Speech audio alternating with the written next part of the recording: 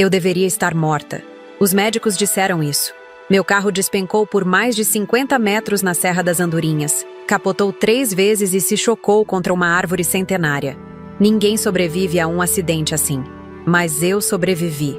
Por 7 dias, fiquei entre a vida e a morte na UTI do Hospital Santa Clara, em Ribeirão Preto, com tubos por todo lado, máquinas apitando e médicos trocando olhares preocupados que eu conseguia perceber, mesmo em meu estado de semiconsciência. Meu nome é Márcia Tavares, tenho 67 anos e estou aqui para contar como descobri que alguém tentou me matar e como essa pessoa estava sempre ao meu lado, sorrindo, enquanto eu lutava pela vida. Os olhos do Dr. Renato Camargo quase saltaram das órbitas quando me viu acordar no 7º dia. É um milagre, dona Márcia, ele repetia, enquanto checava meus sinais vitais.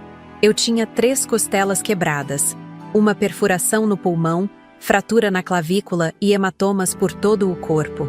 Mas estava viva. E foi só quando recuperei completamente a consciência que a realidade começou a se formar como um quebra-cabeça macabro diante dos meus olhos. Trabalhei por 35 anos no Banco Nacional. Comecei como caixa e me aposentei como gerente-geral da Agência Central de Ribeirão Preto. Sempre fui conhecida pela minha perspicácia com números e pela intuição certeira sobre as pessoas. Esse instinto me fez subir na carreira e também me ajudou a criar meus 2 filhos depois que meu marido faleceu há 8 anos. Juliano, meu filho mais velho, seguiu o caminho do pai e hoje comanda a Materiais de Construção Tavares, a maior da região. Bianca, minha caçula, sempre foi a menina dos meus olhos. Talvez mimada demais, mas brilhante. Está no 1º ano de Direito na Universidade Federal. Nunca imaginei que, aos 67 anos, vivendo tranquilamente no residencial Jardim dos Ipês, alguém desejaria minha morte. E muito menos que esse alguém seria tão próximo. Lembro perfeitamente daquele dia. Era uma terça-feira ensolarada de setembro. Tinha ido visitar minha amiga Neide Santos, que também trabalhou comigo no banco e mora do outro lado da serra. Saí da casa dela por volta das 5 da tarde. Pretendia chegar antes do anoitecer. O pôr do sol já começava a atingir o céu quando entrei no meu Honda Civic azul, modelo 2020, um presente que dei a mim mesma quando completei 65 anos. Você merece conforto, Márcia, eu dizia a mim mesma. Irônico pensar que aquele símbolo de recompensa após uma vida de trabalho quase se tornou meu caixão. A Serra das Andorinhas tem 17 curvas fechadas em sequência. Os locais sabem que é preciso descer com cautela, usando o freio motor. Eu fazia esse trajeto há anos. Conhecia cada curva, cada pedra do caminho. Na 3ª curva, pisei no freio para reduzir a velocidade. Nada aconteceu.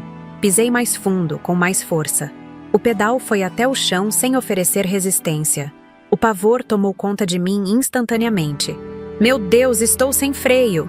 Gritei para mim mesma dentro do carro, enquanto tentava desesperadamente controlar o veículo que ganhava velocidade a cada segundo. Tentei usar o freio de mão, mas a inclinação era muito forte. A velocidade já era excessiva. As curvas vinham uma após a outra, e eu sabia que não conseguiria fazer todas elas. Na 6ª curva, perdi completamente o controle. O carro rompeu a grade de proteção e se lançou no abismo. Os segundos seguintes pareceram uma eternidade. Dizem que antes de morrer, sua vida passa diante dos seus olhos. Não foi bem assim comigo. Vi apenas os rostos dos meus filhos, de meu marido já falecido, e senti um pesar profundo de não ter dito o quanto os amava na última vez que os vi. Depois, escuridão. Acordei dias depois, com o som ritmado dos equipamentos médicos. A primeira imagem que registrei foi o rosto da minha nora, Amanda, conversando em voz baixa com o Dr. Renato no canto do quarto. Havia algo estranho no olhar dela, algo frio e calculista que me fez estremecer internamente. Quando percebeu que eu estava consciente, ela se aproximou com um sorriso que não chegava aos olhos. Márcia, graças a Deus, estávamos tão preocupados, disse ela, segurando minha mão com uma delicadeza que me pareceu falsamente ensaiada. Não consegui responder. O tubo em minha garganta impedia qualquer palavra, mas meus olhos a estudavam, captando cada movimento, cada expressão facial. Amanda nunca foi uma pessoa que me agradou. Casada há 15 anos com Juliano, nunca conseguimos estabelecer uma relação verdadeiramente próxima. Ela é médica cardiologista, bem-sucedida, elegante, mas sempre senti algo calculista em sua personalidade. Nunca disfarçou seu interesse pelo sítio Recanto Feliz, herança que meu marido deixou exclusivamente para mim e que eu planejava dividir entre meus filhos apenas após minha morte. Vou chamar o médico, disse ela, e saiu apressada. Observei como ela conversava com o doutor Renato, um antigo colega de faculdade dela. Os dois trocavam olhares e cochichavam, ocasionalmente lançando olhares em minha direção. Por que tanto segredo? O que estavam escondendo de mim? Nos dias que se seguiram na UTI, recebi visitas controladas. Juliano aparecia sempre com olhos vermelhos de choro, segurando minha mão como se eu fosse escapar a qualquer momento. Bianca vinha menos. Dizia que não suportava ver a mãe naquele estado. Compreendia. Sempre foi uma menina sensível. Mas Amanda estava lá diariamente, verificando meu prontuário, conversando com os médicos, organizando tudo. Sua presença constante, em vez de me confortar, despertava em mim uma crescente desconfiança. Foi no 5º dia que Rogério Campos, o mecânico que cuidava do meu carro há anos, conseguiu me visitar. Homem simples, de mãos calejadas e coração enorme, ele se aproximou da minha cama com um olhar que misturava alívio e preocupação. Dona Márcia, graças a Deus a senhora tá viva, sussurrou ele, olhando para os lados como quem teme ser ouvido. Inclinou-se mais perto e falou ainda mais baixo. Fui ver os destroços do carro lá no pátio da polícia. Aquilo não foi acidente. Cortaram os cabos do freio, Dona Márcia. Foi de propósito. O monitor cardíaco ao meu lado começou a apitar mais rápido. Uma enfermeira entrou apressada, e Rogério foi rapidamente afastado, mas suas palavras ficaram martelando em minha mente como um sino ensurdecedor. Alguém havia cortado os cabos do freio do meu carro. Alguém queria me ver morta. Naquela noite, não consegui dormir. Minha mente de bancária, acostumada a analisar dados e identificar fraudes, começou a trabalhar febrilmente. Quem se beneficiaria com minha morte? A resposta veio quase instantaneamente. Amanda. Meus filhos herdariam tudo, inclusive o sítio tão cobiçado por ela. Sempre percebi como seus olhos brilhavam quando falava daquela propriedade, como sutilmente sugeria que poderíamos transformá-la em um resort, como insistia que eu deveria aproveitar a vida e permitir que eles administrassem meus bens. Amanda tinha acesso à minha casa a qualquer momento, conhecimento médico para saber exatamente como uma sabotagem como aquela poderia ser fatal. E o motivo, o dinheiro, o sítio, talvez até mesmo se livrar de uma sogra que nunca a aceitou completamente. Tudo se encaixava perfeitamente. Na manhã seguinte, quando ela veio me visitar, estudei seu rosto com novos olhos. O sorriso educado, a voz controlada, a maneira como evitava contato visual prolongado. Como não percebi antes? Como não vi a frieza calculista por trás daquela fachada de nora preocupada? Amanda, consegui dizer, depois que removeram o tubo da minha garganta. Quem mais sabe sobre o acidente? Ela hesitou por um segundo revelador. Todos sabem que você perdeu o controle na serra, Márcia. Foi um milagre você ter sobrevivido. Não foi isso que perguntei. Insisti, minha voz ainda rouca. Quem examinou o carro depois? Ela empalideceu levemente. A polícia, suponho. Por quê? Há algo que você lembra? A maneira como ela enfatizou lembra não passou despercebida. Estava tentando descobrir se eu sabia algo. Decidi naquele momento que não confrontaria ninguém imediatamente. Precisava de provas. Precisava de um plano. Não, nada, respondi, fechando os olhos como se estivesse cansada. Só flashes confusos. Ouvi seu suspiro de alívio, quase imperceptível, mas estava lá. Quando recebi alta, uma semana depois, voltei para casa fingindo estar mais debilitada do que realmente estava. Comecei a usar cadeira de rodas mesmo quando não precisava. Dizia estar com lapsos de memória, confusa sobre os detalhes do acidente. Queria que Amanda se sentisse segura, que acreditasse que seu plano, embora não tenha me matado, pelo menos tinha afetado minha mente. O detetive Carlos Ribeiro veio me visitar discretamente, a pedido de Rogério. Confirmou que a polícia tinha aberto um inquérito, mas sem suspeitos. Se a senhora tem suspeitas, me diga. Posso investigar extraoficialmente, ofereceu ele. Minha nora, Amanda. Respondi sem hesitar. Ela tem tudo a ganhar com minha morte. Ele anotou o nome, prometendo discrição absoluta. Enquanto isso, comecei meu próprio plano. Instalei câmeras discretas pela casa, contratei um novo advogado para modificar meu testamento sem que ninguém soubesse e comecei a coletar pequenas evidências. Gravei conversas, observei reações, estudei padrões. Amanda vinha me visitar quase diariamente, sempre com aquele mesmo sorriso contido. Trazia flores, perguntava sobre minha saúde, oferecia-se para ajudar com os remédios. A cada visita, minha certeza aumentava. Via a maneira como seus olhos percorriam a sala, avaliando os objetos, como se já estivesse mentalmente catalogando o que seria dela quando eu partisse. Via como sutilmente sugeria que eu talvez devesse considerar uma casa de repouso, para sua própria segurança, Márcia. Via o leve franzir de sobrancelhas quando eu mencionava estar me sentindo melhor a cada dia. Vocês devem estar se perguntando como alguém consegue viver sob o mesmo teto que uma pessoa que tentou matá-la. A resposta é simples. Quando você passou 35 anos lidando com fraudadores e golpistas no banco, você aprende a jogar o jogo deles. E eu estava jogando o meu melhor jogo. Cada sorriso forçado que eu dava para Amanda era uma peça no meu tabuleiro. Cada vez que aceitava sua ajuda generosa com meus remédios, que eu secretamente não tomava, era mais um passo no meu plano. Talvez devêssemos conversar sobre o futuro do sítio, ela sugeriu certo dia, enquanto me ajudava a tomar meus remédios para dormir, que eu escondia sob a língua.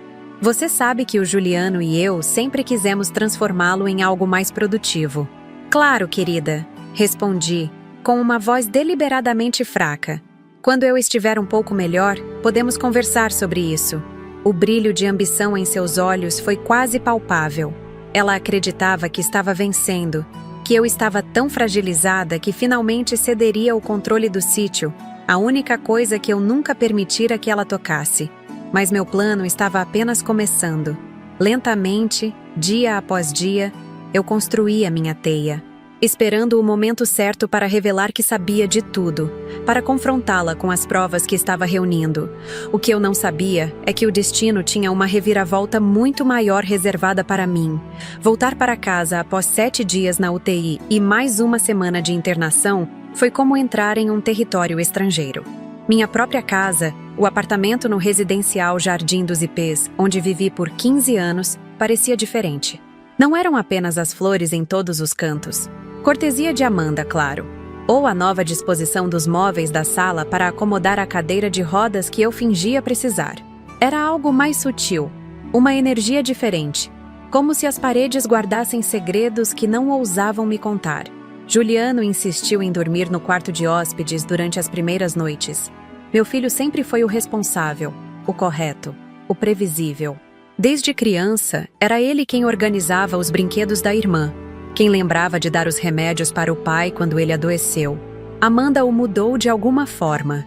Não completamente, mas o suficiente para eu notar a maneira como ele evitava certos assuntos na presença dela, como sua postura corporal mudava quando ela entrava na sala. "Mãe, você precisa de alguma coisa?" perguntou ele pela 3ª vez naquela manhã, enquanto eu fingia dificuldade para segurar a xícara de chá. "Estou bem, filho. Só cansada."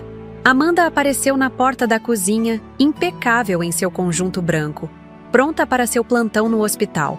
Seus olhos percorreram meu rosto, avaliando, calculando. "Juliano, você deveria ir trabalhar. Eu liguei para a Maria. Ela vai ficar com sua mãe hoje. Chega em meia hora." Maria era uma enfermeira aposentada que Amanda conhecia do hospital. Uma mulher simpática, mas claramente leal à minha nora. Mais uma peça no tabuleiro. Mais alguém para me vigiar. "Não preciso de babá", protestei com uma fraqueza deliberada na voz. "Márcia, você mal consegue segurar uma xícara. E se você cair? E se precisar de algo urgente?" rebateu Amanda. com aquele tom condescendente que sempre usava comigo, como se eu fosse uma criança teimosa. Juliano interveio, sempre o pacificador. Mãe, é só por enquanto, até você recuperar as forças. Cedi, como sabia que deveria. Era parte do meu plano parecer mais vulnerável do que realmente estava. Cada vez que aceitava da ajuda deles, cada vez que me mostrava confusa ou debilitada, estava comprando mais tempo para reunir evidências contra a Amanda. Depois que eles saíram, fiquei sozinha por alguns minutos. Era o momento que eu esperava. Com esforço controlado, não havia câmeras no apartamento ainda, mas não podia arriscar. Levantei-me da cadeira de rodas e caminhei até o telefone. Disquei o número que Rogério havia me dado antes de eu sair do hospital. Detetive Ribeiro, respondeu uma voz grave do outro lado. Aqui é Márcia Tavares, sussurrei, olhando nervosamente para a porta. Preciso que venha ao meu apartamento hoje. Diga que é um antigo cliente do banco. Estarei aí às 14 horas, dona Márcia. Desliguei rapidamente ao ouvir o som da chave na porta. Era Maria chegando. Voltei para a cadeira de rodas com uma agilidade que teria surpreendido meus filhos. As horas se arrastaram até a chegada do detetive. Maria era eficiente demais. Raramente me deixava sozinha. Finalmente, às 2 em ponto, a campainha tocou. Eu atendo, disse Maria, mas fiz um gesto para detê-la. Deve ser Pedro Macedo. Menti. Um velho amigo do banco. Ele ligou mais cedo. Pedro era um senhor que frequentava a mesma igreja que eu e tentava me cortejar desde a morte do meu marido. Todos sabiam disso, inclusive Maria. O detetive Carlos Ribeiro era um homem de meia idade, cabelos grisalhos e olhos atentos que pareciam registrar cada detalhe do ambiente. Apresentou-se como um antigo cliente e Maria pareceu aceitar a explicação. Maria, você poderia nos dar licença? Assuntos do banco, você entende? Ela hesitou, mas acabou concordando, retirando-se para o quarto dos fundos onde estava passando roupas. Não temos muito tempo. Sussurrei assim que ela saiu. Minha nora volta às 6. O detetive assentiu, tirando um pequeno caderno do bolso interno do paletó. Rogério me contou sobre sua suspeita. Preciso entender melhor. Por que a senhora acha que sua nora tentaria matá-la? Durante os próximos 20 minutos, relatei tudo. A relação tensa com Amanda ao longo dos anos, seu interesse pelo sítio Recanto Feliz, as conversas casuais sobre como eu deveria aproveitar a aposentadoria e deixar que eles cuidassem dos meus bens, as pesquisas que ela fazia no computador de casa sobre imóveis rurais para investimento. Ela tem acesso à sua casa quando a senhora não está? Perguntou o detetive. Tem a chave há anos. Para emergências, ela disse. E o carro? Ela teria como acessá-lo? Meu carro fica na garagem do prédio. Qualquer pessoa com acesso ao edifício poderia chegar até ele. O detetive fez mais algumas anotações. Dona Márcia, suspeitas são diferentes de provas. Precisamos de evidências concretas. O relatório preliminar da polícia confirma a sabotagem nos freios, mas não há digitais, não há testemunhas. Vou investigar sua nora discretamente, mas precisamos de mais. Foi então que tive a ideia das câmeras. Pequenas, discretas, que pudessem ser instaladas em pontos estratégicos da casa e do prédio. O detetive concordou e prometeu providenciar o equipamento. Também sugeriu que eu instalasse um aplicativo no meu celular que gravasse todas as minhas conversas. E quanto ao meu advogado? Preciso mudar meu testamento sem que ninguém saiba. Tenho um conhecido de confiança. Ele pode vir aqui como mais um amigo do banco. Quando Maria voltou à sala, o detetive já estava de saída, agradecendo pela ajuda com suas dúvidas sobre investimentos. Assim que a porta se fechou, senti uma mistura de medo e determinação crescendo dentro de mim. Estava oficialmente em guerra, mesmo que fosse a única a saber disso. Nos dias que se seguiram, mantive minha farsa. Deixava que Amanda administrasse meus remédios, mas os escondia sob a língua quando ela não estava olhando. Permitia que ela sugerisse alterações na casa, como a instalação de barras de apoio no banheiro, perfeitas para esconder pequenas câmeras. Ouvia suas sugestões sobre simplificar minha vida financeira, transferindo o controle de algumas contas para ela e Juliano apenas por precaução. Uma semana após a visita do detetive, recebi outra visita. o advogado Dr. Ernesto Bueno. Como combinado, apresentou-se como um antigo colega do banco. Maria nos deixou a sós e rapidamente tratamos de modificar meu testamento. A senhora tem certeza disso? Perguntou o advogado quando expliquei o que queria. Absoluta. Se algo acontecer comigo, quero que o testamento original só seja revelado após a conclusão de qualquer investigação policial. E quero que o sítio Recanto Feliz fique integralmente para minha filha Bianca. Meu raciocínio era simples. Se Amanda realmente estava por trás da tentativa de assassinato, ela ficaria desesperada ao descobrir que não herdaria nada caso eu morresse. Talvez isso a levasse a cometer um erro. Naquela noite, Bianca veio me visitar. Minha caçula tinha os olhos do pai, grandes e expressivos, mas um temperamento explosivo que era só dela. Desde adolescente, nossas relações eram marcadas por altos e baixos. Eu sempre fui rigorosa com ela, talvez mais do que fui com Juliano. Talvez porque, no fundo, ela me lembrasse mais de mim mesma do que eu gostaria de admitir. Como está se sentindo, mãe? Perguntou ela, sentando-se na beira da minha cama. Eu tinha dispensado Maria mais cedo, dizendo que minha filha passaria a noite comigo. Melhor, embora sua cunhada pareça pensar o contrário. Bianca revirou os olhos. Amanda sempre foi controladora, mas acho que ela realmente se preocupa, à maneira dela. Você confia nela? Perguntei, estudando cuidadosamente a reação da minha filha. Bianca franziu a testa. Por que a pergunta? Por nada. O acidente me fez pensar em muitas coisas. Em quem realmente se importa comigo. Mãe, todo mundo se importa. Foi um acidente terrível, mas você está viva. É isso que importa. Naquele momento, quis desesperadamente contar a verdade para Bianca. Dizer que não foi um acidente, que alguém tentou me matar, que suspeitava de Amanda, mas algo me conteve. Uma voz interior me dizia para não confiar em ninguém até ter provas concretas. E como está aquele seu namorado? Perguntei, mudando de assunto. O rosto de Bianca endureceu. Leonardo não é meu namorado, mãe. E você deixou bem claro o que pensa dele. Leonardo Mendes era um rapaz da comunidade do Morro Verde, com quem Bianca havia saído algumas vezes. Um jovem com histórico de pequenos delitos, envolvimento com drogas. Eu tinha proibido o relacionamento assim que descobri, e isso causou uma das nossas maiores brigas. Só quero que você seja feliz, filha, com alguém que mereça você. Ela não respondeu, mas vi a tensão em seus ombros.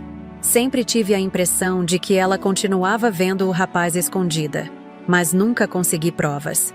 No dia seguinte, o detetive Ribeiro voltou, desta vez trazendo o equipamento de vigilância. Com a ajuda de Rogério, que veio verificar se eu precisava de adaptações na casa devido ao acidente, instalamos pequenas câmeras em locais estratégicos. Sala, cozinha, corredor, até mesmo uma no quarto de hóspedes onde ficavam as chaves do meu carro quando não estava usando. Dona Márcia, também precisamos verificar o celular da sua nora. A senhora consegue ter acesso a ele por alguns minutos? Era um pedido arriscado, mas tive uma ideia. No próximo domingo vou convidá-los para um almoço aqui. Amanda sempre toma banho antes de sair do plantão. É a nossa chance. O plano funcionou melhor do que eu esperava. Naquele domingo, quando Amanda chegou para o almoço direto do hospital, ofereci meu banheiro para ela se refrescar. Deixe suas coisas aqui no quarto, fique à vontade, disse, indicando minha cama onde ela poderia deixar a bolsa. Assim que ouvi o chuveiro, peguei seu celular. O detetive havia me dado instruções precisas sobre como contornar a tela de bloqueio usando uma falha de segurança específica daquele modelo de smartphone. Funcionou. Em segundos, estava vasculhando suas mensagens, e-mails, histórico de pesquisa. E então encontrei algo. Uma troca de e-mails com uma imobiliária especializada em resorts rurais. O assunto: avaliação preliminar. Recanto Feliz. A data: 3 dias antes do meu acidente.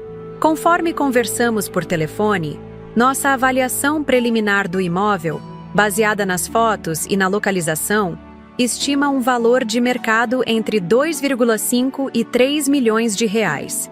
Com o projeto de resort que a senhora mencionou, o retorno de investimento seria de aproximadamente 5 anos. Meu coração disparou. Ali estava uma prova concreta de que Amanda estava planejando o futuro do meu sítio sem meu conhecimento ou consentimento. Rapidamente, tirei fotos da tela com meu próprio celular. Continuei procurando e encontrei mais.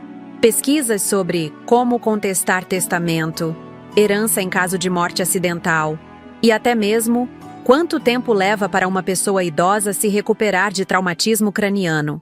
O barulho do chuveiro diminuiu, indicando que ela estava terminando o banho. Rapidamente coloquei o celular de volta exatamente na mesma posição e me afastei para a sala. Durante o almoço, observei Amanda com novos olhos. A maneira como ela delicadamente cortava a carne, como sorria ao servir a salada, como perguntava sobre minha saúde com aparente preocupação. Uma atriz perfeita.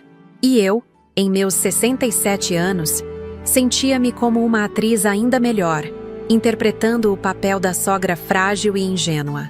Amanda, estive pensando, disse eu, quando Juliano foi à cozinha buscar a sobremesa. Talvez você tenha razão sobre o sítio. Está abandonado há tanto tempo. Seus olhos brilharam instantaneamente. Você está considerando vendê-lo? Não.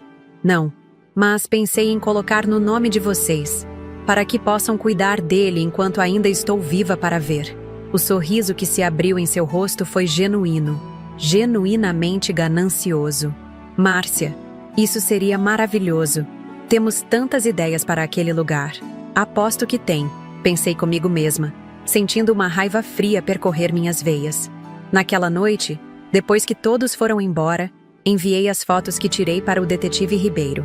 Sua resposta foi rápida. Evidência circunstancial, mas fortalece a suspeita. Continue vigilante. Os dias se transformaram em semanas.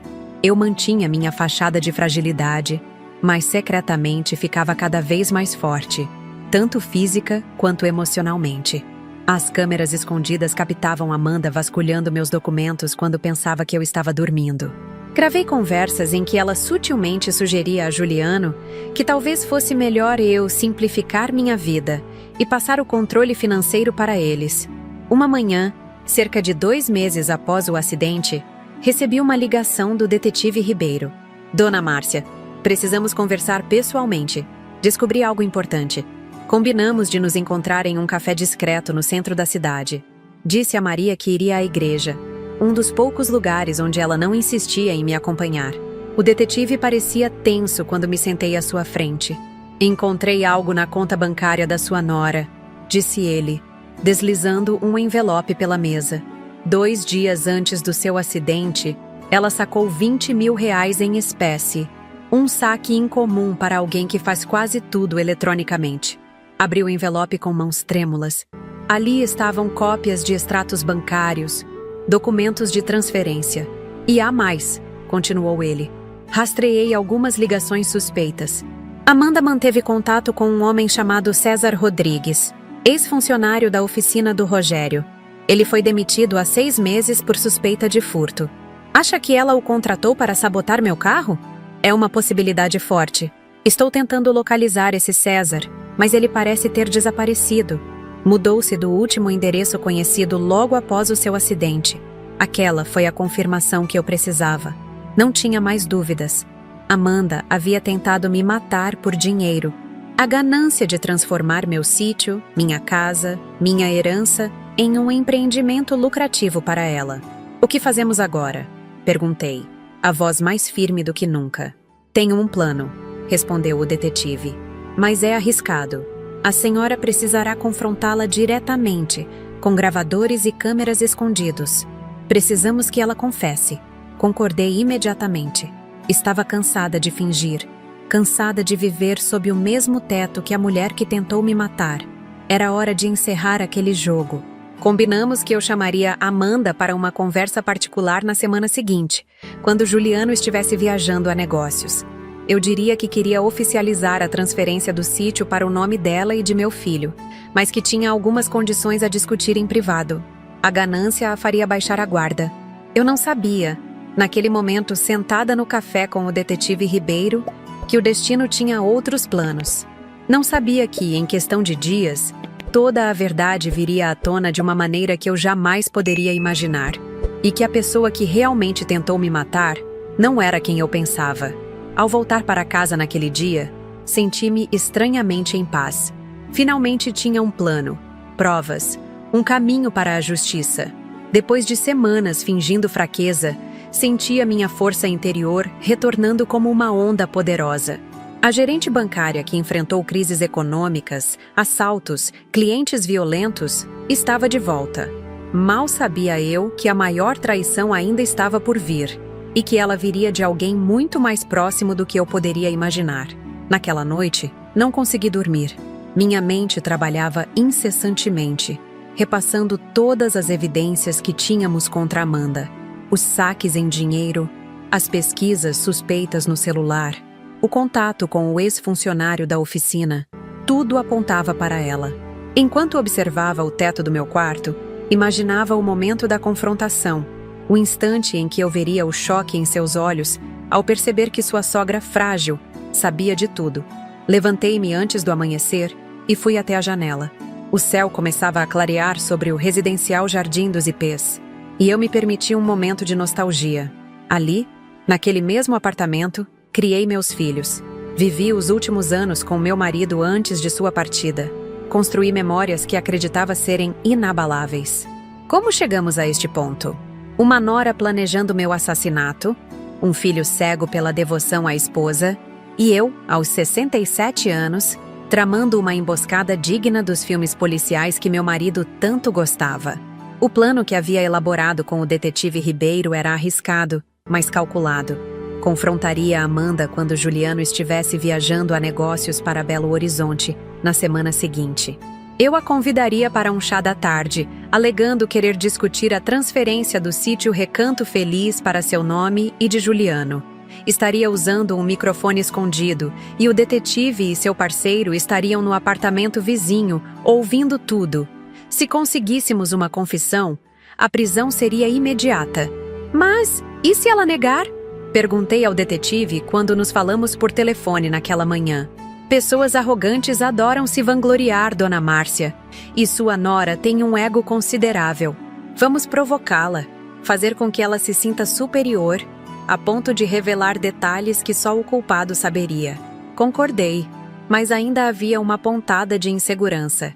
Decidi intensificar minha atuação nos próximos dias. Mostrar-me ainda mais vulnerável, mais disposta a ceder o controle, para que Amanda se sentisse completamente confiante. Na manhã seguinte, quando ela veio verificar como eu estava, dei o primeiro passo. Amanda, preciso que me ajude com os papéis do banco, disse com voz deliberadamente fraca. Não consigo mais entender esses extratos. Os números embaralham na minha frente desde o acidente. Ela sentou-se ao meu lado, o perfume caro invadindo meu espaço. Claro, Márcia. Você sabe que pode contar comigo para essas coisas. Entreguei a ela uma pasta com extratos bancários cuidadosamente selecionados. Eram contas secundárias. Nada que revelasse o verdadeiro montante do meu patrimônio. Mesmo assim, seus olhos brilharam ao passar pelas páginas. Não sabia que você tinha tantos investimentos, comentou, tentando soar casual. Seu sogro era cuidadoso com dinheiro. E eu também, depois de tantos anos no banco. Ela passou a língua pelos lábios, um gesto inconsciente de cobiça.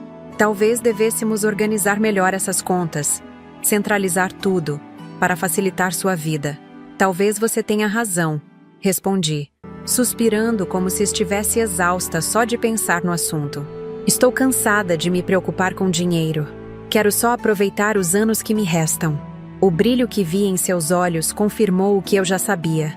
A isca tinha sido lançada e ela estava mordendo. Nos dias que se seguiram, deixei que Amanda assumisse cada vez mais controle sobre minha rotina. Ela passou a organizar meus remédios em uma caixinha com compartimentos. Escolhia minhas roupas pela manhã, decidia o que eu comeria. Para qualquer observador externo, pareceria uma nora dedicada cuidando da sogra debilitada. Para mim, era como assistir a um predador preparando sua presa. Na quinta-feira, Juliano veio se despedir antes de sua viagem a Belo Horizonte. Tem certeza que ficará bem, mãe? Posso adiar essa reunião. Não seja bobo, filho. Sua esposa é médica. Estou em ótimas mãos. Respondi. sentindo um gosto amargo ao pronunciar essas palavras. Amanda sorriu, colocando a mão no ombro do marido. Não se preocupe, amor. Cuidarei dela como se fosse minha própria mãe. A ironia da frase não me escapou. Perguntei-me se ela trataria a própria mãe com a mesma dedicação assassina. Assim que Juliano saiu, liguei para o detetive confirmando que o plano estava de pé para o dia seguinte. Ele explicou os últimos detalhes. O microfone seria escondido em um broche que eu usaria. A equipe estaria posicionada no apartamento vizinho, que pertencia a um amigo policial. E haveria agentes disfarçados no hall do prédio, prontos para intervir ao menor sinal de perigo. A senhora não estará sozinha em nenhum momento, garantiu ele. Mas precisa manter a calma e conduzir a conversa conforme combinamos. Naquela noite, véspera da confrontação, minha filha Bianca apareceu sem avisar. Estava diferente. O cabelo preso em um rabo de cavalo desalinhado, olheiras profundas sob os olhos sempre vivos. Só passei para ver como você está, mãe, disse ela, sentando-se na beira da minha cama. Era quase 10 da noite, um horário incomum para visitas. Aconteceu alguma coisa, filha? Você parece preocupada. Ela desviou o olhar, mexendo nervosamente na alça da bolsa. Nada importante. Só estresse da faculdade. Sei. Conversamos sobre trivialidades por alguns minutos, mas senti que havia algo errado. Bianca parecia distante, ansiosa, checando o celular a cada poucos minutos. Tem certeza que está tudo bem? Insisti. Tenho, mãe, respondeu ela, levantando-se abruptamente. Preciso ir. Tenho prova amanhã cedo. Antes que pudesse insistir, ela se inclinou, beijou minha testa e saiu. Aquela visita estranha me deixou inquieta, mas havia questões mais urgentes ocupando minha mente. Amanhã seria o dia decisivo, o momento de confrontar a mulher que tentou me matar. Dormi mal, acordando várias vezes durante a noite com o coração acelerado. Em uma dessas vezes, ouvi vozes vindas da sala. Consultei o relógio. 3h17 da manhã. Silenciosamente peguei meu celular e acessei o aplicativo conectado às câmeras escondidas. A imagem da sala estava escura, mas consegui distinguir duas silhuetas. Uma era Amanda. Reconheci pelo roupão de seda que sempre usava. A outra era... Não podia ser. Bianca? Minha filha e minha nora, cochichando na sala de madrugada? Aumentei o volume, tentando captar a conversa. Não pode continuar assim, dizia Amanda, a voz tensa. Ele está ficando impaciente. O que quer que eu faça? Retrucou Bianca. Já estou arriscando demais. Precisamos do dinheiro logo, antes que ela mude de ideia sobre o sítio. O sangue gelou em minhas veias. Elas estavam trabalhando juntas? A conversa continuou por mais alguns minutos, mas não consegui entender tudo. Mencionaram ele várias vezes, falaram em dinheiro, em prazos. Quando Bianca finalmente saiu, Amanda permaneceu na sala por um longo tempo, o rosto iluminado pela tela do celular. Aquela descoberta mudava tudo. Se Amanda e Bianca estavam conspirando juntas, quem mais estaria envolvido? Juliano sabia de algo? E quem era ele? Passei o resto da noite elaborando um novo plano. A confrontação com Amanda ainda aconteceria, mas agora eu tinha novas perguntas, novos ângulos a explorar. Quando o dia amanheceu, liguei para o detetive e relatei o que havia testemunhado. Isso muda as coisas, concordou ele. Mas não o plano principal. Vamos seguir conforme combinado, mas ficarei atento à menção da sua filha. Às 4 da tarde, tudo estava preparado. O apartamento vizinho estava ocupado pelo detetive e 2 policiais. O microfone estava escondido em um broche de flor que prendia em meu cardigan. Amanda chegaria a qualquer momento, achando que viria para uma conversa sobre a transferência do sítio. Pontualmente, às 16h15, a campainha tocou. Respirei fundo, lembrando a mim mesma que precisava manter a calma, seguir o roteiro combinado. Abri a porta com minha melhor expressão de fragilidade. Que bom que você veio, querida, disse gesticulando para que entrasse. Preparei um chá. Amanda entrou, elegante como sempre em um vestido azul marinho e saltos altos que ecoavam no piso de madeira. Aceitou a xícara que ofereci e sentou-se no sofá, cruzando as pernas em um gesto estudado. Então, Márcia, Você mencionou que queria discutir o sítio? Assenti, sentando-me na poltrona à sua frente. Sim, como disse, estive pensando em transferi-lo para vocês. Mas antes, preciso entender melhor seus planos para o lugar. Seus olhos brilharam. Era o momento que ela esperava há anos. Temos ideias maravilhosas, Márcia. Aquela localização é perfeita para um resort exclusivo. Já consultamos arquitetos, investidores. Já consultaram? Interrompi fingindo surpresa. Antes mesmo de o sítio ser de vocês? Ela hesitou por um instante, percebendo o deslize. Apenas conversas preliminares. Nada sério ainda. Entendo. E esse resort? Valeria muito dinheiro, imagino. Milhões, respondeu ela, recuperando a confiança. É um investimento que mudaria nossas vidas. Vidas que já são bastante confortáveis, não? Amanda sorriu, condescendente. Confortáveis, sim. Mas há sempre espaço para mais, não acha? Você, como ex-bancária, deve entender isso. Era hora de apertar o cerco. Inclinei-me para a frente, baixando a voz como se fosse compartilhar um segredo. Sabe, Amanda, algo tem me incomodado desde o acidente. Algo que Rogério mencionou no hospital. Percebi uma tensão súbita em seus ombros, embora seu rosto permanecesse impassível. O que seria? Ele disse que meus freios foram cortados, que não foi um acidente. Houve um momento de silêncio absoluto. Pude ouvir o tic-tac do relógio na parede, o som distante de uma criança brincando no playground do condomínio. Que absurdo! Disse ela finalmente, a voz controlada. Rogério sempre foi um tanto imaginativo. A polícia não achou, respondi calmamente. Eles confirmaram a sabotagem. Amanda pousou a xícara na mesa com cuidado estudado. E por que você está me contando isso? Porque estou tentando entender quem faria tal coisa. E por quê? Seus olhos encontraram os meus, frios como gelo. Está insinuando algo, Márcia? Estou perguntando, diretamente. Você teve algo a ver com o corte dos meus freios, Amanda?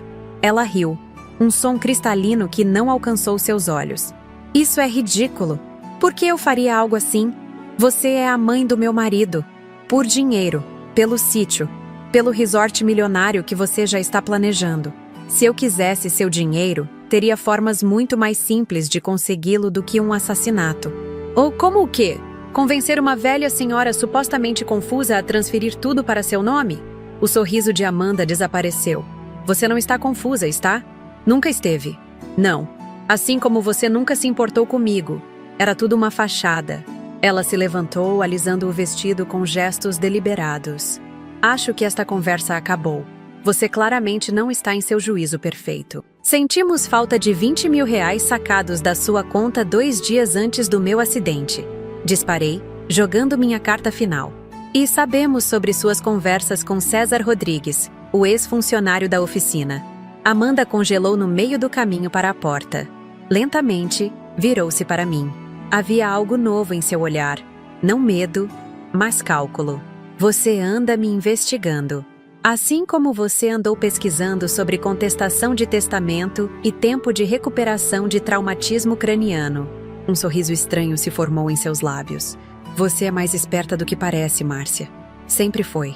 É uma pena que sua perspicácia não se estenda a todos ao seu redor. O que quer dizer? Ela voltou alguns passos, inclinando-se para sussurrar, como se compartilhasse um segredo. Acha mesmo que sou a única pessoa que se beneficiaria com sua morte? Olhe mais de perto para sua preciosa família. Um arrepio percorreu minha espinha.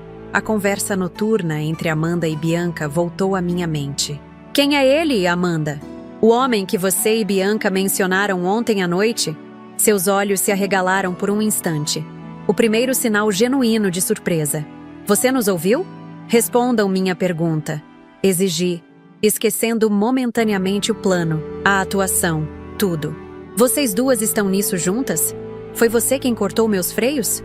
Amanda recuou, a máscara de educação completamente abandonada. Não sei do que você está falando, mas sugiro que pergunte à sua adorada filha onde ela estava na noite antes do seu acidente. E com quem? Antes que pudesse responder, a porta do apartamento se abriu. O detetive Ribeiro entrou, seguido por 2 policiais uniformizados. Amanda Peixoto Tavares, disse ele formalmente. A senhora está detida para averiguação sobre a tentativa de homicídio contra Márcia Tavares. O choque inicial de Amanda rapidamente deu lugar a uma calma calculista. Enquanto os policiais recitavam seus direitos, ela me encarou com um sorriso enigmático. Você está olhando para o lado errado, Márcia, disse ela enquanto era algemada. Sempre esteve. Enquanto a levavam, fiquei parada no meio da sala, um turbilhão de emoções e pensamentos me consumindo. O detetive se aproximou, colocando a mão em meu ombro. A senhora está bem? Ela e minha filha estão envolvidas juntas, murmurei. Preciso saber o que Bianca tem a ver com isso. Vamos investigar essa conexão, garantiu ele. Mas, por enquanto, conseguimos o que queríamos. As insinuações dela, somadas às evidências que já temos, são suficientes para mantê-la detida enquanto aprofundamos a investigação. Assenti, mas meu coração estava pesado. Aquilo que começou como uma busca por justiça contra minha nora havia se transformado em algo muito mais sombrio. Se Bianca estava mesmo envolvida, se minha própria filha tinha participado de uma tentativa de me matar, como eu lidaria com isso? Naquela noite, sozinha em meu apartamento, realmente sozinha pela primeira vez em meses, sem Amanda, sem enfermeiras, sem vigilância, sentei-me junto à janela, observando as luzes da cidade. O plano de vingança que eu havia traçado com tanto cuidado agora parecia incompleto, como um quebra-cabeça com peças faltando. Amanda estava detida, mas suas últimas palavras ecoavam em minha mente como um presságio sombrio. Você está olhando para o lado errado, Márcia. Sempre esteve. O que ela quis dizer? Que não era a culpada? Ou que não era a única culpada? Meu telefone tocou, interrompendo meus pensamentos. Era Bianca. Mãe, acabei de saber sobre Amanda. O que aconteceu? Sua voz soava tensa, ansiosa. Por um momento, hesitei. Deveria confrontá-la agora pelo telefone? Ou esperar, observar, reunir mais provas como fiz com Amanda? É uma longa história, filha. Respondi finalmente. Por que não vem aqui amanhã? Temos muito o que conversar. Houve uma pausa do outro lado da linha. Claro, mãe, estarei aí cedo. Enquanto desligava, uma certeza se formava em meu coração. Amanda havia sido apenas o começo. A verdadeira conspiração, a verdadeira traição, estava apenas começando a se revelar. E eu estaria pronta para enfrentá-la. Não importa quão dolorosa fosse a verdade. Não dormi naquela noite. Como poderia? Minha mente fervilhava com perguntas sem respostas, teorias, suspeitas. A cada hora que passava, revisitava memórias, conversas, gestos que antes pareciam inocentes e agora ganhavam novos significados. Se Amanda não era a única envolvida na tentativa de me matar, quem mais poderia estar? E qual seria o papel de Bianca em tudo isso? Às 6 da manhã, já estava sentada na cozinha, as mãos envolvendo uma xícara de café que havia esfriado sem que eu tomasse um gole sequer. O detetive Ribeiro havia me ligado tarde da noite, informando que Amanda se recusava a falar sem a presença de um advogado. Clássico. Ela era inteligente demais para se incriminar facilmente. Não se preocupe, dona Márcia, havia dito ele. Temos evidências suficientes para mantê-la detida por enquanto. E vamos investigar essa conexão com sua filha. Bianca chegaria em algumas horas. Decidi que não a confrontaria imediatamente. Observaria, deixaria que ela falasse, procuraria contradições. Os anos no banco me ensinaram a identificar quando alguém está mentindo. O desvio do olhar, a mudança sutil na respiração, o toque nervoso em objetos próximos. Se minha própria filha estava envolvida em uma conspiração para me matar, eu saberia. O interfone tocou às 9 em ponto. Bianca sempre foi pontual, um traço que herdou do pai. Pressionei o botão para liberar sua entrada e esperei, o coração batendo dolorosamente contra minhas costelas. Quando a porta se abriu, vi uma Bianca diferente da garota que eu conhecia. Estava pálida, com olheiras profundas, o cabelo normalmente impecável preso em um coque desleixado. Vestia jeans e uma camiseta simples, sem a preocupação habitual com a aparência. Mãe, disse ela, abraçando-me com uma intensidade incomum.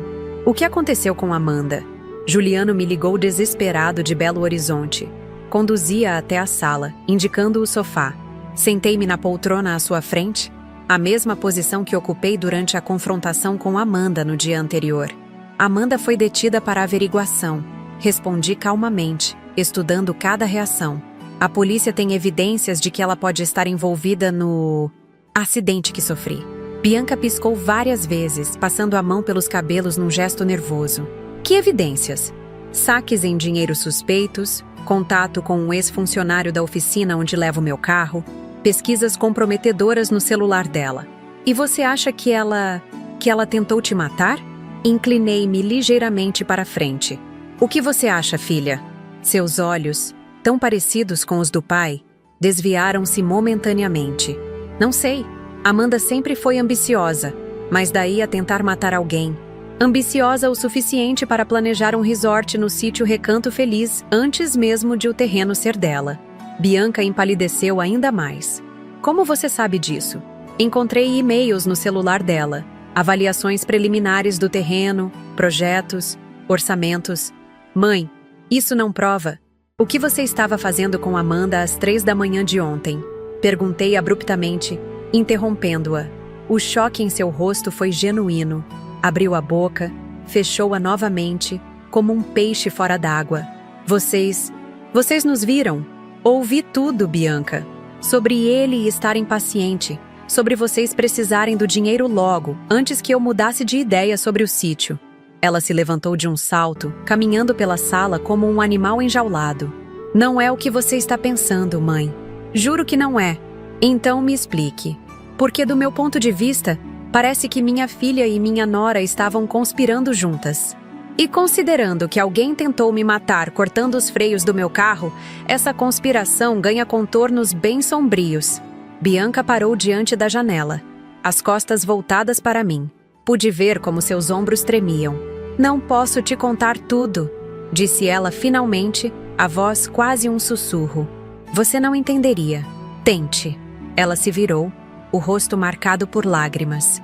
Amanda me ajudava a esconder algo de você, algo que você nunca aprovaria, mas não tem nada a ver com o acidente, juro por Deus. Algo relacionado a Leonardo Mendes? O rapaz que proibi você de ver? Sua expressão de surpresa confirmou minha suspeita. Sempre soube que minha filha continuava vendo aquele rapaz da comunidade do Morro Verde, apesar da minha proibição explícita. Como você... Sou sua mãe, Bianca. Conheço você melhor do que pensa. Ela desabou no sofá, cobrindo o rosto com as mãos. Leonardo e eu estamos juntos há quase 1 ano, escondidos. Amanda descobriu e... Ela disse que me ajudaria a esconder de você, desde que eu a ajudasse também. A ajudasse como? Convencendo você a transferir o sítio para o nome dela e de Juliano. Ela dizia que se eu conseguisse te convencer, ela me daria uma parte do dinheiro que ganhariam com o resort. Dinheiro suficiente para eu e Léo irmos embora. Começarmos uma vida juntos longe daqui. A história tinha consistência, mas algo ainda não se encaixava. E quem é ele? O homem que vocês mencionaram estar impaciente? Bianca hesitou. Leonardo. Ele está com problemas, mãe. Deve dinheiro para pessoas perigosas. É por isso que precisávamos do dinheiro logo. Que tipo de problemas? Por favor, não me faça responder isso. Levantei-me, sentando ao lado dela no sofá. Apesar de tudo, era minha filha.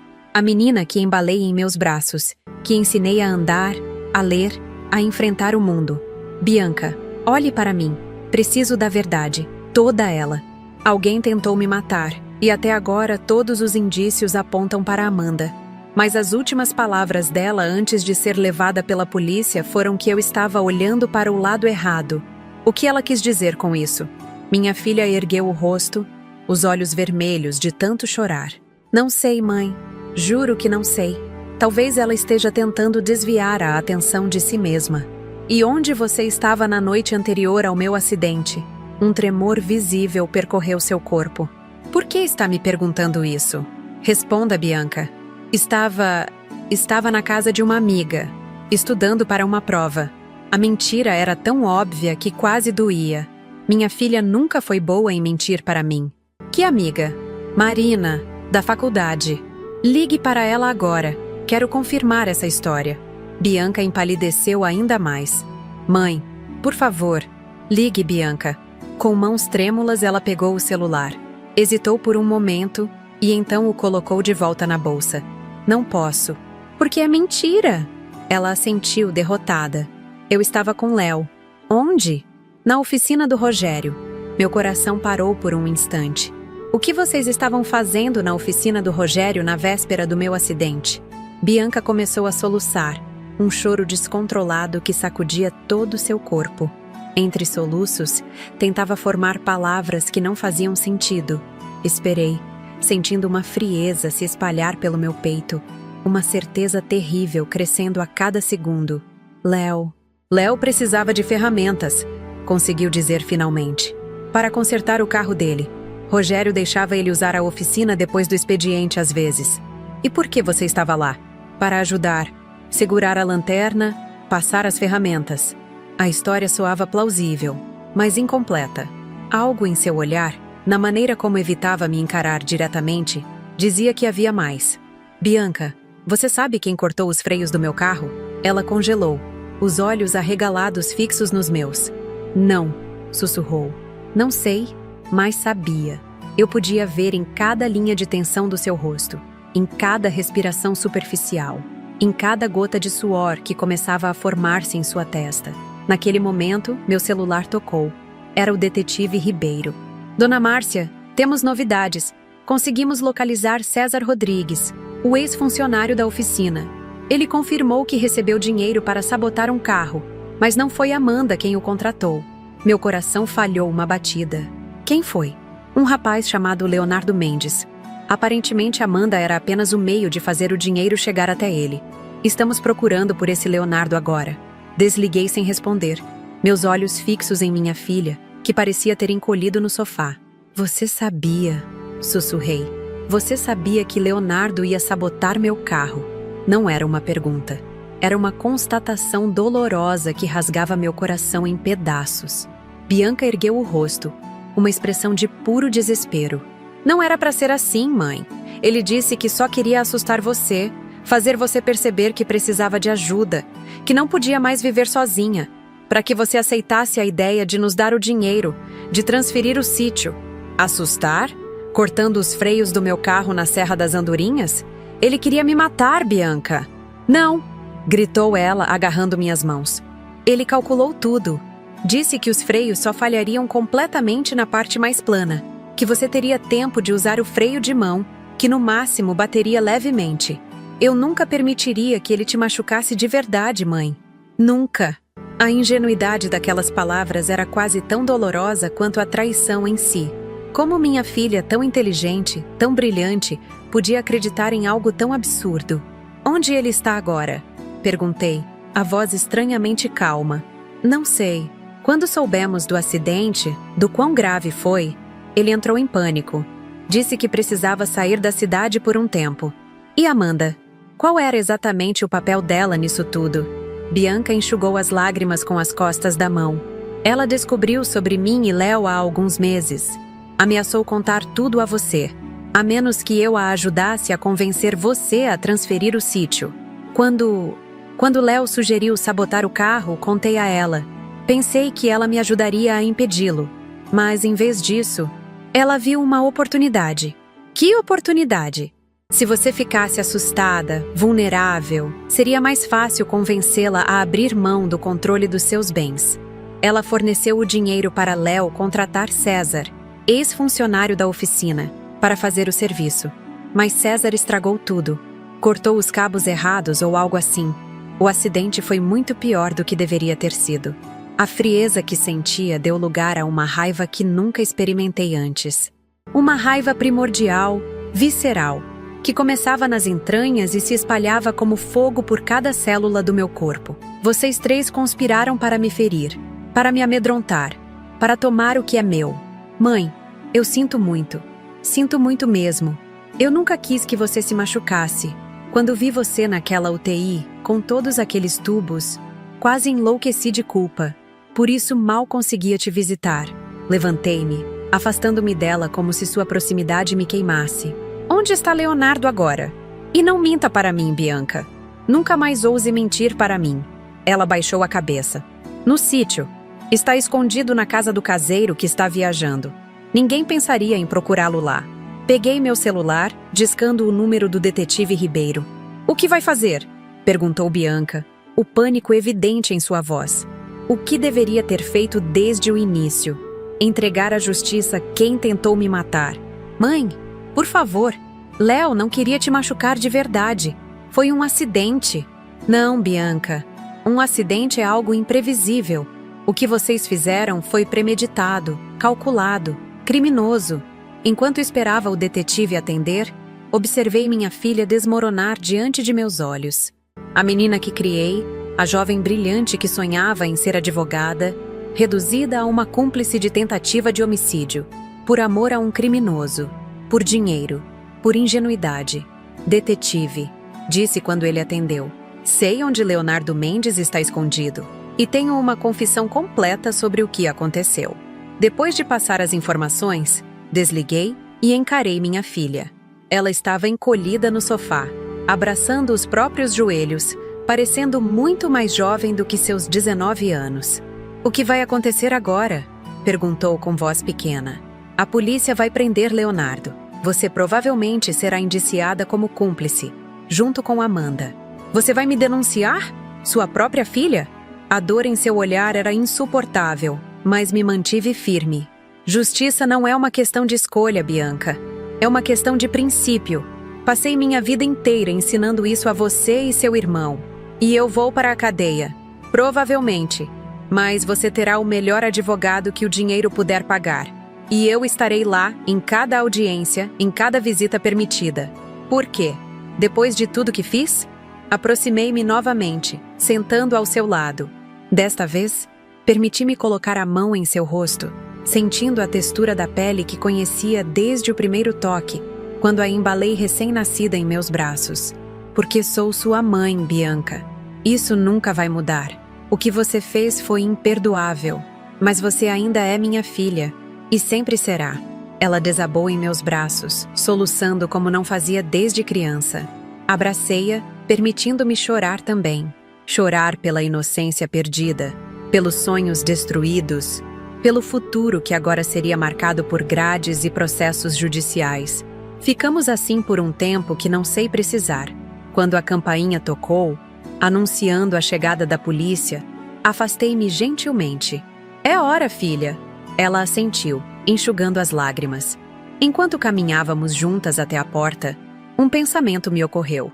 Um pensamento terrível que não havia considerado antes. Bianca, perguntei, segurando seu braço. Juliano sabia de algo disso? Seus olhos se arregalaram. Não, claro que não. Juliano nunca... Ele te adora, mãe. Nunca participaria de algo assim. Assenti, sentindo um leve alívio. Pelo menos um dos meus filhos não havia me traído. Abri a porta. O detetive Ribeiro estava lá, acompanhado de 2 policiais. Seus olhos se suavizaram ao ver meu estado, as lágrimas ainda frescas no rosto. Dona Márcia, começou ele, mas interrompi com um gesto. Minha filha tem algo a dizer, falei, dando um passo para o lado. Bianca ergueu o queixo, um último vestígio de dignidade em meio ao caos que ela mesma ajudara a criar. Meu nome é Bianca Tavares, disse ela, a voz tremendo apenas ligeiramente. E quero confessar meu envolvimento na tentativa de homicídio contra minha mãe, Márcia Tavares. Enquanto os policiais recitavam seus direitos, nossos olhares se encontraram uma última vez. Vi neles não apenas arrependimento, mas uma compreensão tardia do que havia feito, da vida que havia jogado fora, do amor materno que havia traído. E enquanto a levavam, fiquei parada na porta do meu apartamento, uma senhora de 67 anos, que sobreviveu a um acidente terrível, apenas para descobrir que a verdadeira tragédia estava dentro de sua própria casa, dentro de sua própria família. O verdadeiro desafio, percebi, não seria a recuperação física do acidente. Seria a reconstrução emocional depois da descoberta devastadora de que minha própria filha havia conspirado para me ferir. Uma ferida que, diferente das costelas quebradas e dos hematomas, talvez nunca cicatrizasse completamente. As semanas que se seguiram à prisão de Bianca foram as mais solitárias da minha vida. Nem mesmo quando perdi meu marido, 8 anos antes, Senti um vazio tão profundo. A morte, por mais dolorosa que seja, é parte natural da vida. Mas a traição, especialmente de alguém que você trouxe ao mundo, criou, amou incondicionalmente, é uma ferida que sangra de uma maneira diferente. Juliano voltou de Belo Horizonte no mesmo dia, devastado com as notícias. Ainda me lembro da expressão em seu rosto quando entrou no apartamento, uma mistura de descrença, horror e uma tristeza tão profunda que parecia envelhecê-lo 10 anos em um instante. "Como isso aconteceu, mãe?" perguntou ele, desabando no sofá onde, horas antes, sua irmã havia confessado seu crime. Como Amanda e Bianca puderam, não tinha respostas simples para oferecer. Como explicar que sua esposa e sua irmã haviam conspirado para ferir sua mãe? Como justificar o injustificável? Pessoas fazem escolhas terríveis por razões que parecem fazer sentido para elas no momento, respondi, sentando-me ao lado dele. Amanda queria o sítio, o dinheiro, o status. Bianca queria uma vida com aquele rapaz que proibi de ver. Leonardo Mendes, murmurou Juliano, o nome saindo como veneno de seus lábios. Eu o conheci uma vez, sabe? Bianca nos apresentou casualmente em um café. Senti algo errado nele imediatamente, mas nunca imaginei. A polícia havia prendido Leonardo naquela mesma tarde, escondido no sítio Recanto Feliz, exatamente onde Bianca indicara. Segundo o detetive Ribeiro, ele não ofereceu resistência. Pelo contrário, parecia quase aliviado por ter sido encontrado, como se o peso do que havia feito fosse grande demais para carregar sozinho. Os dias se transformaram em semanas, e as semanas em meses. O caso ganhou as manchetes locais. Ex-bancária sobrevive à conspiração familiar. Triângulo amoroso leva à tentativa de assassinato, obrigando-me a evitar sair de casa para não enfrentar olhares curiosos e perguntas inconvenientes. O residencial Jardim dos Ipês, antes um refúgio de tranquilidade, tornou-se uma prisão voluntária. Juliano se mudou temporariamente para meu apartamento, dormindo no quarto que antes era de Bianca. Seu casamento estava em ruínas, sua irmã e esposa presas, sua vida profissional em suspenso enquanto tentava administrar o caos familiar. À noite, eu o ouvia chorando silenciosamente, e meu coração se partia ainda mais. Foi em uma dessas noites, cerca de 2 meses após as prisões, que tomei uma decisão. Não podíamos continuar assim, vivendo nas sombras, prisioneiros do passado, paralisados pela dor. Precisávamos enfrentar o que aconteceu, olhar nos olhos de quem nos traiu e seguir em frente de alguma forma. Quero visitar Bianca, anunciei durante o café da manhã, quebrando o silêncio que havia se tornado nossa companhia constante. Juliano ergueu os olhos da xícara, surpreso. Tem certeza, mãe? Depois de tudo? Justamente por causa de tudo. Precisamos de respostas, de um encerramento. Não podemos viver para sempre nas sombras do que aconteceu. Ele assentiu lentamente. E Amanda? Hesitei. A raiva que sentia de minha nora era diferente. Bianca era jovem, influenciável, cegada por um amor equivocado. Amanda era calculista, manipuladora, havia usado minha própria filha como peão em seu jogo ganancioso. Uma coisa de cada vez, respondi finalmente. Na manhã seguinte, enfrentei o que parecia ser a viagem mais longa da minha vida, até o presídio feminino de Ribeirão Preto. Cada quilômetro percorrido me trazia flashes do acidente. O pedal do freio cedendo sob meu pé, o carro ganhando velocidade na descida, o impacto violento contra a árvore. Fechei os olhos, respirando fundo. Não podia me permitir ser dominada pelo medo agora. O presídio era um lugar frio, impessoal, com seu cheiro característico de desinfetante industrial e desespero humano. Passei pelos procedimentos de segurança como se estivesse em transe. A identificação, a revista, as orientações sobre o que podia ou não dizer. Quando finalmente fui conduzida à sala de visitas, meu coração batia tão forte que achei que todos podiam ouvi-lo. E então, ela entrou. Minha Bianca, minha caçula, vestida no uniforme laranja da instituição, sem maquiagem, o cabelo preso em um rabo de cavalo simples. Parecia mais magra, com olheiras profundas, mas o que mais me impressionou foi seu olhar. Havia algo diferente nele. Uma mistura de vergonha, arrependimento e uma maturidade forçada que não estava lá antes. Mãe, disse ela, a voz embargada, parando a alguns passos da mesa que nos separava. Sente-se, filha, respondi, indicando a cadeira à minha frente. Por alguns momentos ficamos em silêncio, apenas nos estudando. Era como se estivéssemos nos vendo pela primeira vez, ou talvez vendo versões de nós mesmas que nunca havíamos conhecido antes. Pensei que você nunca viria, disse ela finalmente. Eu também. Outro silêncio, mais pesado desta vez. Como está Juliano?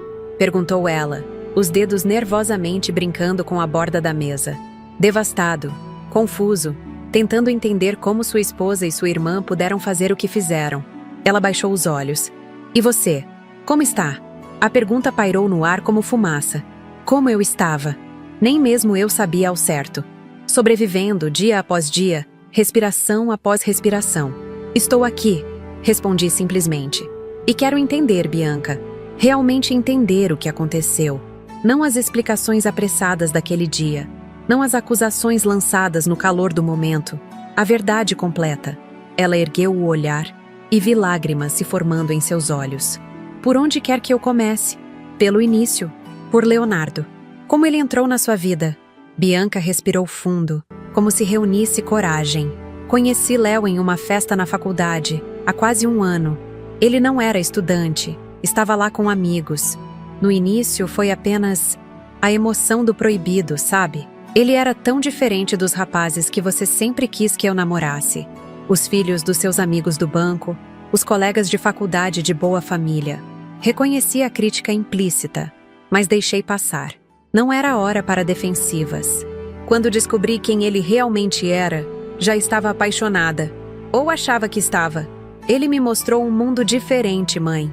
A comunidade do Morro Verde não é apenas o que você vê nos noticiários. Há pessoas reais lá, famílias, crianças, sonhos. E também há drogas, violência, crime. Completei, incapaz de me conter. Ela assentiu, surpreendendo-me. Sim, há. E Léo estava envolvido com tudo isso mais profundamente do que me contou no início. Quando descobri a verdade, já era tarde demais. Ele devia dinheiro a pessoas perigosas. Muito dinheiro. E elas começaram a me ameaçar também. Um arrepio percorreu minha espinha. Te ameaçar como? Seguiam-me na saída da faculdade. Ligavam no meio da noite. Diziam que sabiam onde eu morava, onde você morava. Por que não veio a mim? Por que não pediu ajuda? Bianca riu. Um som amargo, sem humor. E dizer o quê?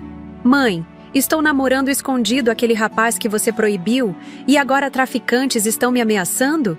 Você teria me tirado da faculdade, me mandado para longe, denunciado Léo à polícia.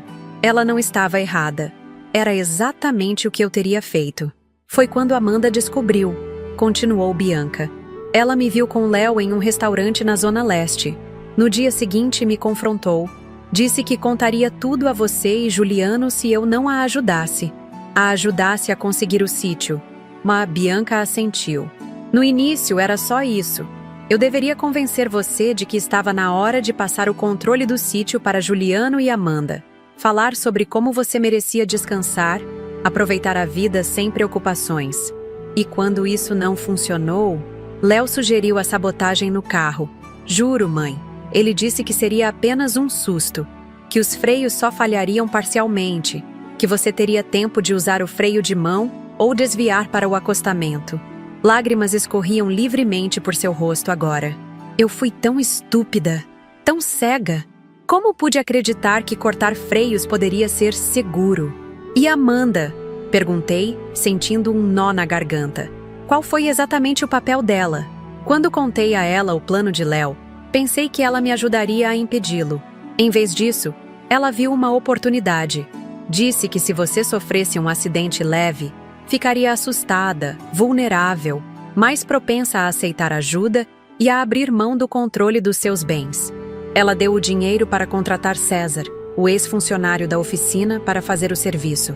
Léo seria o intermediário. Mas César estragou tudo. Bianca baixou a cabeça. Ele cortou os cabos errados, ou cortou demais. Não sei ao certo. O resultado foi que os freios falharam completamente logo no início da descida. Não na parte mais plana como Léo havia planejado. Fiquei em silêncio, absorvendo aquela informação. Pensar que minha vida tinha sido colocada em risco por um erro técnico de um sabotador incompetente tornava tudo ainda mais absurdo, mais revoltante. Quando soubemos do acidente, do quão grave foi, Léo entrou em pânico, continuou Bianca. Ele queria fugir imediatamente, mas eu disse que seria suspeito. Amanda concordou. Decidimos que ele ficaria escondido por um tempo, enquanto Amanda e eu agiríamos normalmente. E o dinheiro que vocês mencionaram naquela conversa noturna? Os traficantes a quem Léo devia não desapareceram só porque ele estava escondido. As ameaças continuaram. Amanda prometeu mais dinheiro se eu continuasse ajudando com o plano de convencer você a transferir o sítio. Inclinei-me para a frente, os cotovelos apoiados na mesa. Bianca, olhe para mim. Você realmente acredita que teria parado por aí? Se eu tivesse transferido o sítio? Se tivesse dado o dinheiro que vocês queriam? Ela hesitou, e vi a verdade em seus olhos antes mesmo que ela respondesse. Não sei. Queria acreditar que sim, mas as dívidas de Léo eram grandes. E Amanda, ela sempre queria mais. E agora? O que acontece agora? Bianca enxugou as lágrimas com as costas das mãos. Meu advogado diz que tenho boas chances de uma pena reduzida por colaborar com a investigação. Talvez 5 a 8 anos, com possibilidade de progressão para regime semiaberto depois de 1/3 da pena. 5 a 8 anos. Minha filha ficaria presa até seus 20 e poucos anos, seus melhores anos perdidos atrás das grades. A injustiça disso, uma injustiça que ela mesma criou, era quase insuportável. E Leonardo? Pegará mais tempo. Ele já tinha antecedentes e foi o mentor principal do plano. Amanda também, por financiar e conspirar. Assenti lentamente. Justiça seria feita, ao que parecia. Mas a que custo para nossa família? Você me odeia, mãe? Perguntou Bianca, a voz quase um sussurro. A pergunta me pegou desprevenida. Odiar minha própria filha? Mesmo depois de tudo, a ideia parecia impossível, contrária a tudo que havia em mim. Não, Bianca. Não te odeio. Estou profundamente magoada, desapontada e sim, por um tempo, senti raiva. Muita raiva. Mas odiar? Não. Você é minha filha. Isso nunca vai mudar. Suas mãos encontraram as minhas sobre a mesa, apertando-as com força. Sinto muito, mãe. Sinto tanto. Sei que palavras não consertam nada, mas preciso que você saiba. Me arrependo todos os dias, a cada minuto. Se pudesse voltar atrás... Mas não pode, interrompi gentilmente. Nenhum de nós pode. Só podemos seguir em frente a partir daqui. Nossa conversa foi interrompida pelo aviso de que o tempo de visita estava acabando. Antes de nos separarmos, Bianca segurou meu braço. Há algo que preciso te dizer. Algo importante. Sobre o sítio. O que tem ele? Léo escondeu coisas lá. Drogas, dinheiro, documentos. No celeiro antigo, sob o assoalho. Se a polícia encontrar... Entendi imediatamente a implicação. Se drogas fossem encontradas em minha propriedade, eu poderia ser implicada. O sítio poderia ser confiscado. Obrigada por me contar, disse, apertando sua mão uma última vez. Cuidarei disso. Ao sair do presídio, liguei imediatamente para o detetive Ribeiro, relatando o que Bianca havia me contado. Ele prometeu uma operação discreta para remover o material ilegal sem chamar atenção para o sítio ou para mim. As semanas seguintes foram um turbilhão de depoimentos, audiências, reuniões com advogados. O caso avançou rapidamente, graças às confissões de todos os envolvidos. Leonardo, Amanda e Bianca foram formalmente acusados e aguardavam julgamento. César Rodrigues, que havia realizado a sabotagem, fez um acordo de delação premiada e recebeu uma pena menor. Numa tarde chuvosa de outubro, cerca de 4 meses após o acidente, recebi uma ligação inesperada. Era Amanda, do presídio. Gostaria de vê-la, Márcia, disse ela, a voz desprovida da arrogância que sempre a caracterizou. Há coisas que preciso dizer pessoalmente. Hesitei. Estava pronta para confrontar a mulher que havia orquestrado tudo junto com Leonardo? A mulher que usou minha própria filha contra mim? Por favor, insistiu ela diante do meu silêncio. Sei que não mereço, mas peço esta última chance. 2 dias depois, encontrei-me novamente no presídio feminino de Ribeirão Preto, desta vez para enfrentar não minha filha, mas a mulher que havia sido minha nora por 15 anos. Amanda entrou na sala de visitas com a mesma postura elegante de sempre, mas havia algo quebrado em seus olhos, algo que nem mesmo o uniforme prisional conseguia esconder. "Obrigada por vir", disse ela, sentando-se à minha frente. "O que você quer, Amanda?", perguntei diretamente. Não tinha energia para joguinhos ou manipulações. Ela me estudou por um momento, como se medisse suas palavras. "Quero pedir perdão, não porque espero recebê-lo, mas porque você merece ouvi-lo." "Perdão pelo quê, exatamente? Por tentar me matar? Por usar minha filha? Por trair meu filho? Por tudo isso. E mais." Ela baixou os olhos.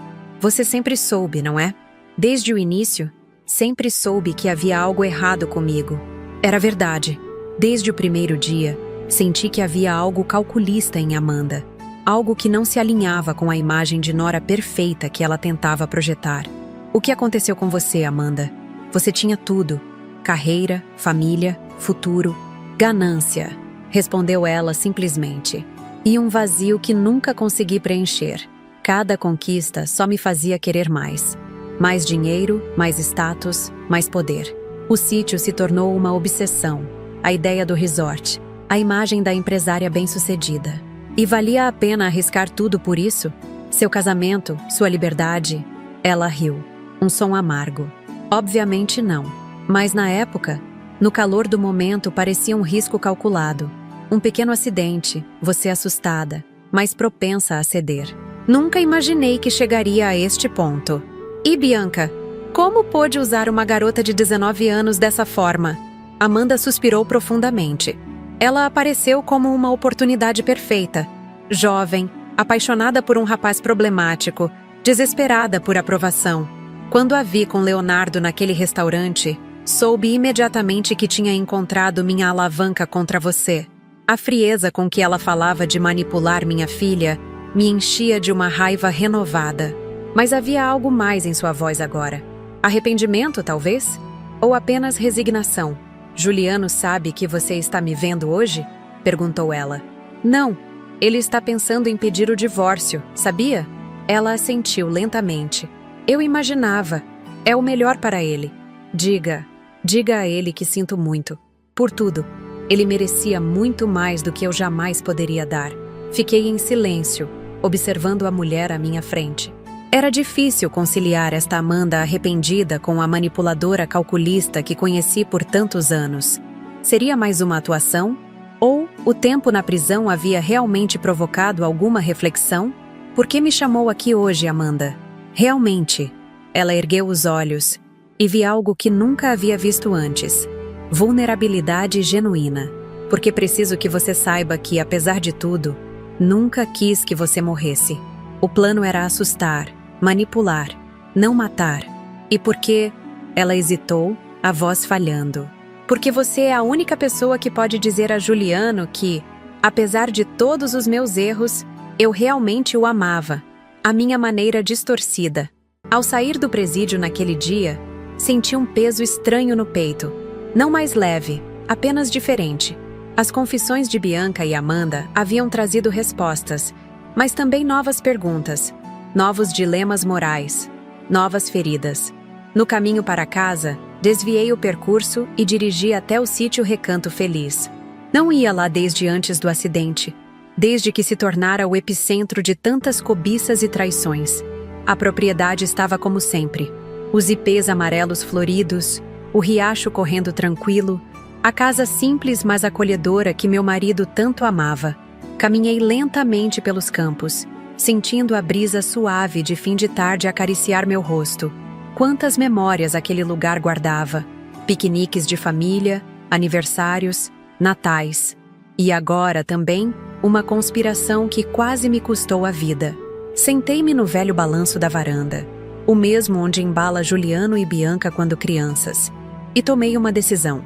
Não permitiria que o ódio, o ressentimento ou o medo definissem o resto da minha vida. Tinha 67 anos. Havia sobrevivido a um acidente terrível e a traição das pessoas mais próximas. mas também tinha um filho que precisava de mim, uma filha para apoiar em sua jornada de redenção, e muitos anos pela frente. O sítio, objeto de tanta cobiça, se tornaria algo completamente diferente do que Amanda havia planejado. Não um resort luxuoso, mas um centro de recuperação para jovens em situação de risco.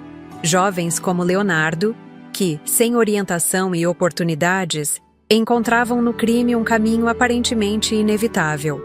Enquanto o sol se punha no horizonte, trazendo tons de laranja e rosa ao céu de Ribeirão Preto, senti uma paz que não experimentava há meses. A jornada seria longa, a reconstrução dolorosa, mas pela primeira vez desde o acidente, vi um caminho adiante, não apenas de sobrevivência, mas de propósito renovado. A justiça seria feita nos tribunais. A cura, no entanto, aconteceria nos corações, nas mentes, nas escolhas diárias que eu, Juliano e até mesmo Bianca faríamos daqui para frente. E nisso, talvez, residisse a verdadeira vingança, não na punição, mas na transformação de uma tragédia em algo que pudesse, de alguma forma pequena, tornar o mundo um pouco melhor. Hoje, 2 anos depois daquele terrível acidente na Serra das Andorinhas, estou sentada na varanda do sítio Recanto Feliz, observando os jovens que agora frequentam o Centro de Recuperação Novos Caminhos. São meninos e meninas entre 15 e 21 anos, a maioria vinda da comunidade do Morro Verde e de outras áreas vulneráveis de Ribeirão Preto. Alguns foram encaminhados pelo Juizado de Menores, outros vieram por iniciativa própria ou trazidos por familiares desesperados. Todos carregam histórias de dor, abandono e escolhas equivocadas, assim como minha filha Bianca. Minha jornada me ensinou que a vida raramente segue o caminho que planejamos. Aos 67 anos, eu esperava uma aposentadoria tranquila, desfrutando das conquistas de décadas de trabalho árduo no banco, vendo meus filhos prosperarem, talvez até brincando com netos. Em vez disso, enfrentei uma tentativa de assassinato orquestrada pelas pessoas que deviam me amar e proteger. O acidente quase tirou minha vida física.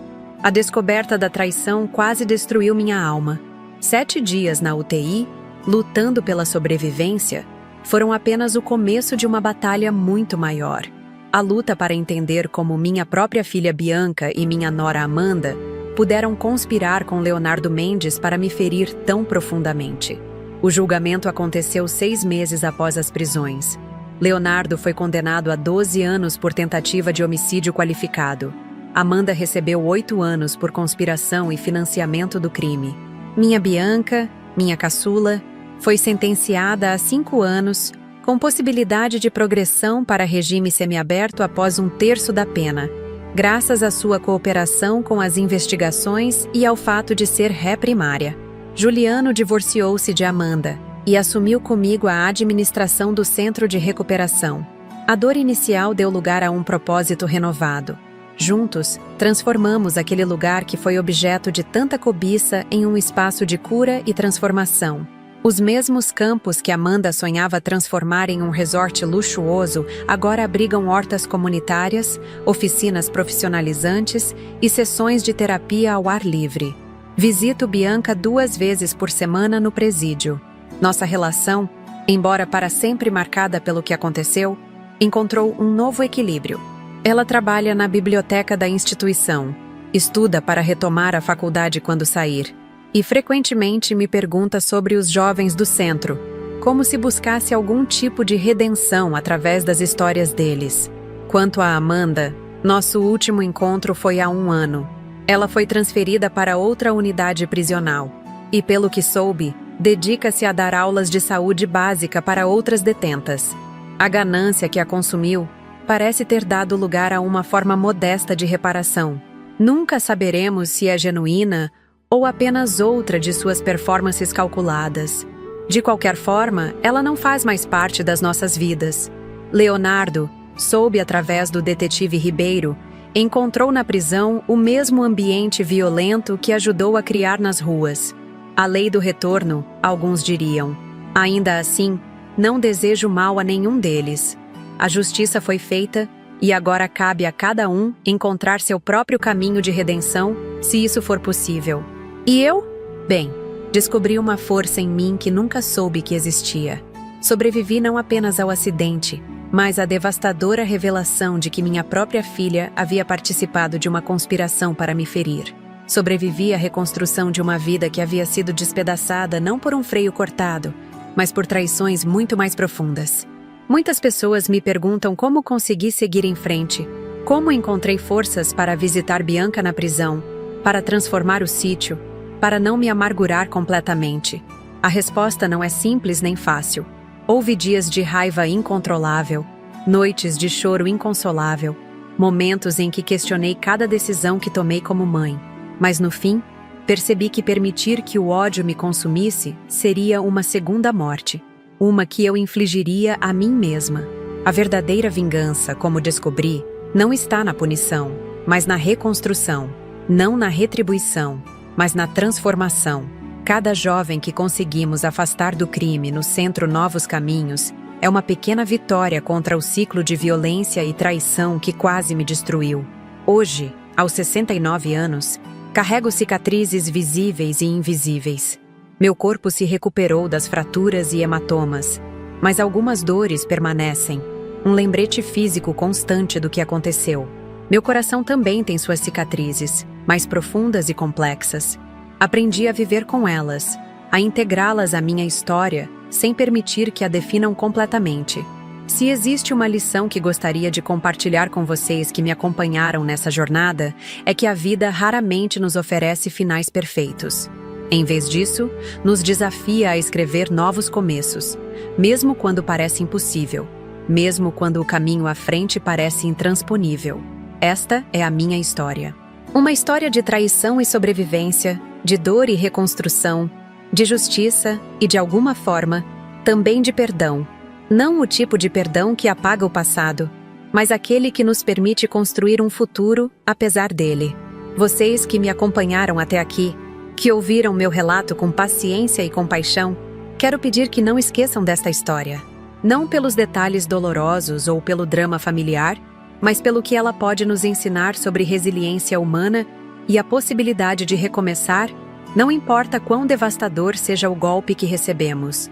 Se minha história tocou você de alguma forma, peço que deixe seu comentário abaixo. Conte-me de onde você é, o que mais te impactou neste relato, o que você faria no meu lugar. Seus comentários são mais do que mensagens digitais. São confirmações de que minhas palavras encontraram eco, de que minha dor e minha superação não foram em vão. Não se esqueça de se inscrever no canal Vovó Lembrou, para conhecer outras histórias reais como a minha. Histórias de pessoas comuns que enfrentaram circunstâncias extraordinárias, que caíram e se levantaram, que sobreviveram para contar o que muitos não conseguiriam suportar. Também peço que dê seu like neste vídeo. Pode parecer um gesto simples, mas para nós que trabalhamos diariamente para trazer esses relatos até você, cada curtida representa reconhecimento e motivação para continuar. E se você puder, considere nos ajudar com o Valeu Demais, nossa forma de receber doações para manter o canal funcionando e trazendo novos conteúdos diariamente. Produzir esses vídeos, pesquisar essas histórias, entrevistar essas pessoas, tudo isso tem um custo que às vezes é difícil cobrir apenas com visualizações. Sua contribuição, por menor que seja, faz toda a diferença para que possamos continuar compartilhando histórias que inspiram, alertam e confortam. Deu muito trabalho reunir coragem para relatar essa história tão pessoal e dolorosa. Reviver cada momento, cada descoberta, cada traição, não foi fácil. Mas se meu relato puder ajudar uma pessoa a reconhecer sinais de manipulação, a valorizar quem realmente a ama, ou simplesmente a encontrar forças para seguir em frente após uma traição devastadora, terá valido cada palavra. Agradeço sinceramente por me ouvirem. De Ribeirão Preto para o Brasil e o mundo, esta é Márcia Tavares, lembrando que nossas cicatrizes, visíveis ou invisíveis, não definem quem somos, mas a forma como reagimos a elas, sim. Até o próximo vídeo do canal Vovó Lembrou. E lembre-se, comente, inscreva-se e, se puder, apoie com o Valeu Demais. Sua participação é fundamental para mantermos vivas estas histórias que precisam ser contadas.